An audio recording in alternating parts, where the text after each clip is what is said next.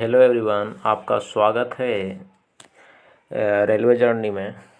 हम लोग आज आरसीसी टॉपिक जो कि सिविल ब्रांच में आता है, आरसीसी जो कि एक सब्जेक्ट है जो कि सिविल ब्रांच में आता है, उसके बारे में हम लोग पीवाईक्यू क्वेश्चन 2014 और 2015 का क्वेश्चन हम लोग टॉप 35 क्वेश्चन देखने वाले हैं। और हम लोग टॉप 35 को बहुत अच्छे तरीके एक्सप्लेन करने वाले हैं। ठीक है गाइस, तो हम लोग स्टार्ट करते हैं। देखो, तो फर्स्ट ऑफ ऑल कि एक्सेस जो कि ये सब जितने भी क्वेश्चन है ना भाई, 2014 और 2015 में पूछे गए हैं। ठीक है, तो ये चीज़ को आप याद रखना। तो 14 और 15 में पूछे गए हैं। ठीक है, ठीक है। और ये याद रखना इसमें आप। चलो स्टार्ट करते हैं यार। ठीक है, आप ध्यान से सुनना, और अच्छा लगे वीडियो तो लाइक वगैरह भी करते रहना भाई। ठीक है, देखो हम लोग स्टार्ट करते हैं। एक्सेस सेल का इन सीमेंट। देखो सीमेंट, जैसे कि सीमेंट का ये सब क्या है यार। देखो ये जो क्वेश्चन सब पूछे गए हैं ना, और आरसीसी का क्वेश्चन कम लगते हैं, ज़्यादा क्वेश्चन बीएमसीटी के लगते हैं। बट कोई नहीं, ये पूछे गए क्वेश्चन है जो कि 2014 में पूछा गया था। एक्सेस सिलिका इन सीमेंट मतलब होता है, देखो सिलिका ज़्यादा अगर डाल देते हो तो स्ट्रेंथ तो इंक्रीज करेगा, लेकिन डेफिनेटली आपको शेडिंग टाइम भी बढ़ा देगा, मतलब जमने का जो टाइम है वही बढ़ जाएगा। इसलिए excess silica in cement increase the setting time. ठीक है, the word Brinell is associated. Brinell जो वर्ड है किससे एसोसिएट करता है, याद रखना आप। जो वर्ड वर्ड ब्रिनेल है वो एसोसिएट करता है हार्डनेस टेस्टिंग से। हार्डनेस टेस्टिंग से एसोसिएट करता है। ठीक है, हम लोग आगे देखते हैं। देखो, फॉर प्लास्टिंग वाल cement motor would be typically use in which ratio. याद रखना कि जो प्लास्टिंग वाल के लिए जो सीमेंट मोटार का रेशियो है, टिपिकली हम लोग 1:4 के रेशियो में यूज़ करते हैं। ठीक है, चौथा question, the grade M25 of concrete would approx refers to mix. जानते हैं यार, M25 है 1:2 हो जाता है। M20 रहेगा तो 1:1.5 हो जाता है।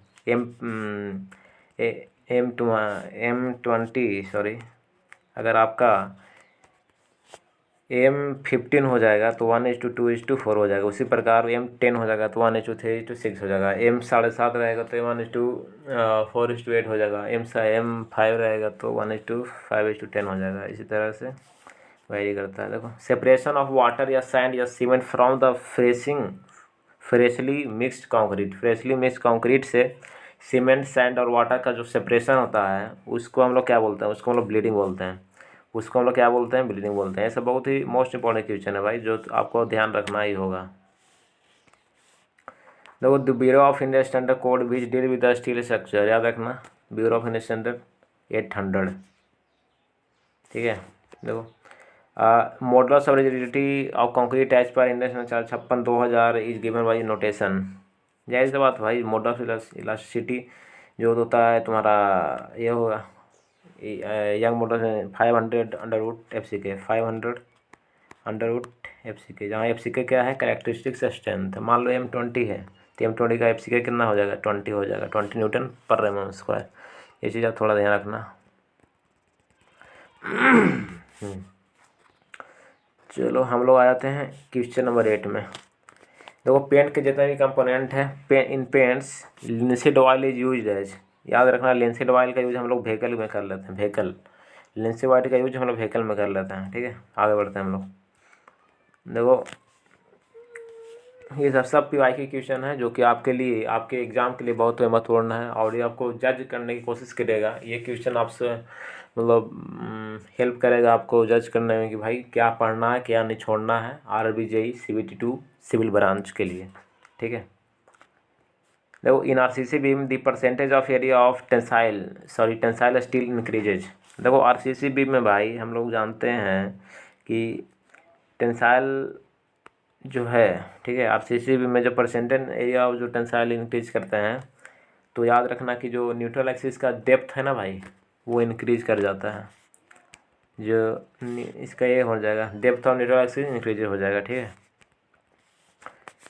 When water is add to cement. Cement में वाटर को ऐड करते हैं तो क्या होगा बताओ, जाहिर सी बात है भाई, हीट जनरेट होगा, simple. Question number 11, index number 8207 is based on limit state method. याद रखना इसको आप, LSM के लिए ही है।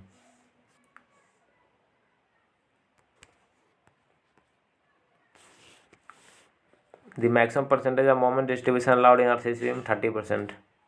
जो मैक्सिमम परसेंटेज है moment distribution allowed in RCC में 30% है। Initial setting time in maximum for portal and, याद रखना इनिशियल सेटिंग टाइम किसका ज़्यादा होता है जी? पोर्टल सीमेंट, पोर्टल पर जाना सीमेंट का, PPC। पोर्टल सिलेक्ट सीमेंट का होता है low heat Portland pozzolana cement, high strength Portland cement. याद रखना इसमें इसका जो करेक्ट आंसर है इनिशियल सेटिंग टाइम जो है तुम्हारा, तो इसमें low heat Portland pozzolana cement का तुम्हारा इसमें इनिशियल सेटिंग टाइम ज़्यादा होता है, सबसे ज़्यादा इसी का होता है। ठीक है, बाकी आप सबको देख लेना।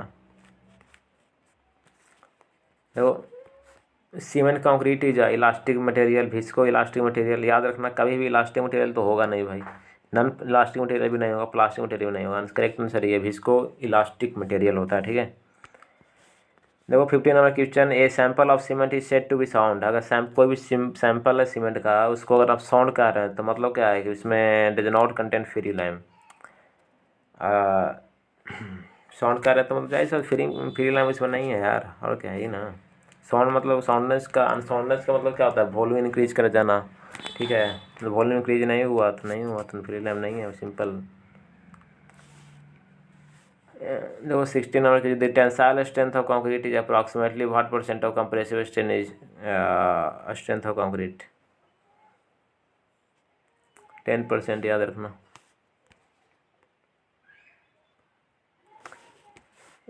For a M20 grade of concrete the maximum shear stress shall not exceed. M20 किससे एक्सीड नहीं करना चाहिए भाई? याद रखना कि 1.6 न्यूटन पर mm² से ज़्यादा नहीं होना चाहिए M20 ग्रेड ऑफ कंक्रीट के लिए।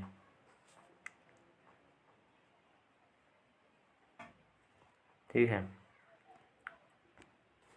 जो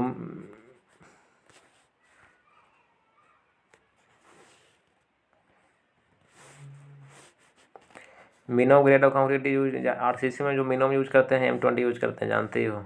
as per under specification concrete is design into 7 grade. याद रखना कि जो M10 से लेकर M20 तक जानते हो ऑर्डिनरी ग्रेड होता है, M25 से लेकर M60 तक गिन लो भाई, 7 आ जाएंगे जो कि स्टैंडर्ड कंक्रीट होता है। M65 से NM100 वो भी शायद 7 ही आता है, देख लेना आप, 7 ग्रेड हो जाएगा इसका आंसर। ठीक है, after storage the strength of cement का देखो एक टाइम के बाद क्या होता है कि उसका स्ट्रेंथ डिक्रीज कर जाता है। याद रखना एडिशन ऑफ पुजलाना और OPC में अगर आप पुजलाना को ऐड करते हो तो याद रखना कि ब्लीडिंग तो भाई होगा नहीं, श्रिंकेज तुम्हारा इंक्रीज कर जाता है। ठीक है, श्रिंकेज तुम्हारा इंक्रीज कर जाता है। How is the deflection in reinforce cement beam, reinforce concrete beam control as per international 456। याद रखना अगर आपको रेनफोर्स कंक्रीट बीम का अगर डिफ्लेक्शन को कंट्रोल करना है तो by controlling span by depth ratio control के द्वारा आप इसको डिफ्लेक्शन का सिस्टम में उसको कंट्रोल कर सकते हो। Which of the following cement has maximum percentage of try calcium silicate में मैक्सिमम परसेंटेज होता है तुम्हारा। याद रखना रैपिड हार्डनेस सीमेंट। जाहिर सी बात है यार, C3S का हम फंक्शन जानते हैं कि भाई अर्ली स्ट्रेंथ देता है, तो जाहिर सी बात जितना ज़्यादा ये रहेगा भाई, सिंपल बात है, उतना जल्दी जमेगा। तो रैपिड में क्या होगा, मतलब जल्दी जल्दी जम रहा है वहाँ पे, रैपिड हार्डनेस सीमेंट इसलिए होगा, ऐसे भी सोच सकते हो। Which one of the following stage is independent of yield stage as a permissible stage for axial for steel member?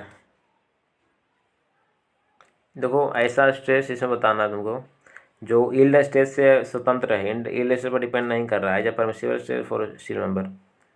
ठीक है, तो याद रखना स्टेज इन स्लैब बेस ऐसा होता है। ठीक है, which of the following does not react with concrete से कौन रिएक्ट नहीं करता? देखो सीवेज वाटर तो रिएक्ट करता है भाई, सल्फ्यूरिक एसिड भी रिएक्ट कर जाएगा, वेजिटेबल ऑयल भी रिएक्ट करेगा, लेकिन ये नहीं रिएक्ट करता है तुम्हारा। ठीक है, ये अल्कोहल। तो करेक्ट आंसर कौन हो जाएगा इसका?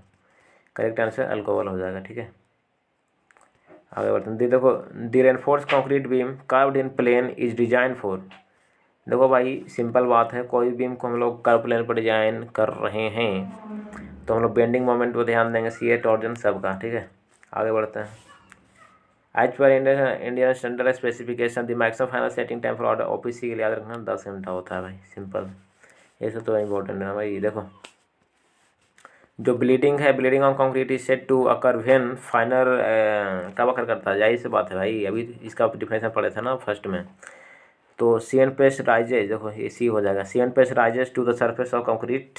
ठीक है, सीमेंट पेस्ट राइज करेगा ना भाई, मतलब कंक्रीट के सरफेस पर ही तो राइज करेगा ना, राइज बहेगा ना, दैट इज ब्लीडिंग। आगे देखते हैं हम लोग। Permissible shear stress in concrete is a function of. Permissible shear stress जानते ही हो, टॉप बीडी किस पर डिपेंड करता है? ग्रेड ऑफ कंक्रीट पर डिपेंड करता है, दोनों पर डिपेंड करेगा। Percentage of steel reinforcement of grade of concrete पर डिपेंड करता है। ठीक है, आगे बढ़ते हैं भाई। ठीक है, देखो, this setting and hardening of cement after addition of water is due to. याद रखना भैया कि जो setting and hardening of cement है वो addition of water due to binding action of water.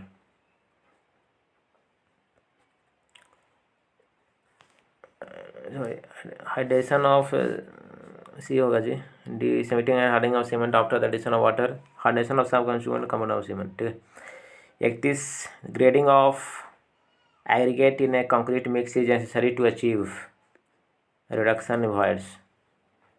Concrete में अगर ग्रेडिंग ऑफ कंक्रीट को, कंक्रीट मिक्स के ग्रेडिंग को, मतलब grading of aggregate in a concrete mix is necessary to achieve reduction in voids, C हो जाएगा। ठीक है, आगे देखते हैं।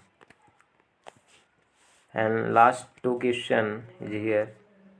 इन the convention pre stressing the ground tension in concrete, याद रखना भैया घट जाता है तुम्हारा।